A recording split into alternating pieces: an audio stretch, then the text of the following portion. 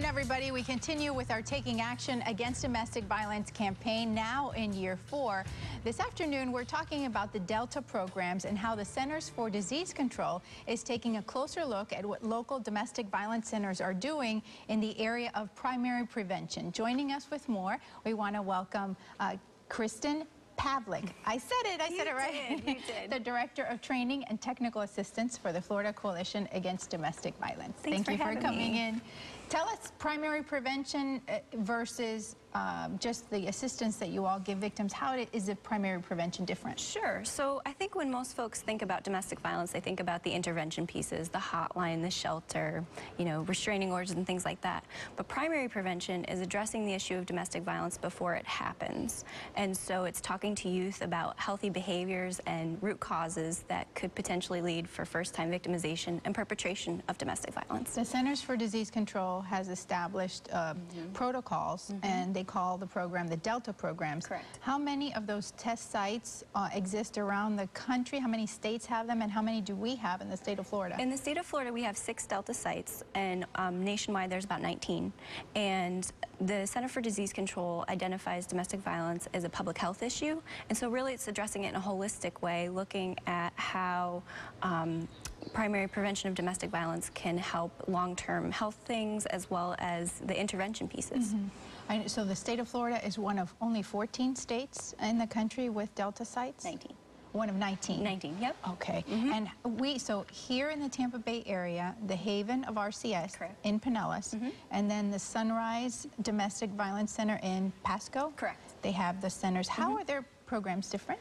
They're very interesting. So Florida is unique in the fact that we fund all 42 centers to do primary prevention work. We're the only state in the country that does that as well.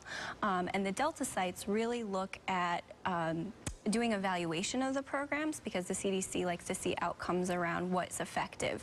So they address it in the socio-ecological model. So you're looking at the individual programs. So you're in the classroom situations where you're talking to youth about those healthy behaviors, as well as engaging the community at different levels with coordinated community responses where folks who are stakeholders in the community come together to problem solve and address domestic violence in awareness and activities. What can a person do who's watching this and may want to make sure that these programs exist at their schools, or there's some sort of a primary prevention? Where can they go for information? They can contact their local domestic violence center and ask for the person that's in charge of primary prevention, and we do all kinds of youth programming across the state, so that's all they'd have to do. Great. Well, thank you so much for coming in. If you would like more information on the statewide domestic violence hotline, the campaign, and all the different resources that are available to victims or worried family and friends in the Tampa Bay area, here are some resources for you to consider. The statewide hotline is 1-800-500-1119. Our campaign page is abcactionnews.com/DV, and also you can find us on Facebook. Thanks for watching, everybody.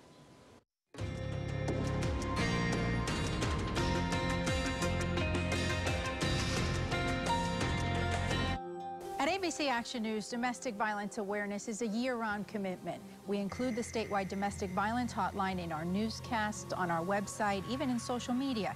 Even here, behind the scenes, we share that hotline number with our employees. Why? Because we know that hotline works.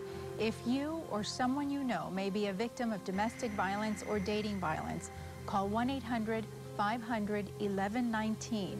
No judgments, just help.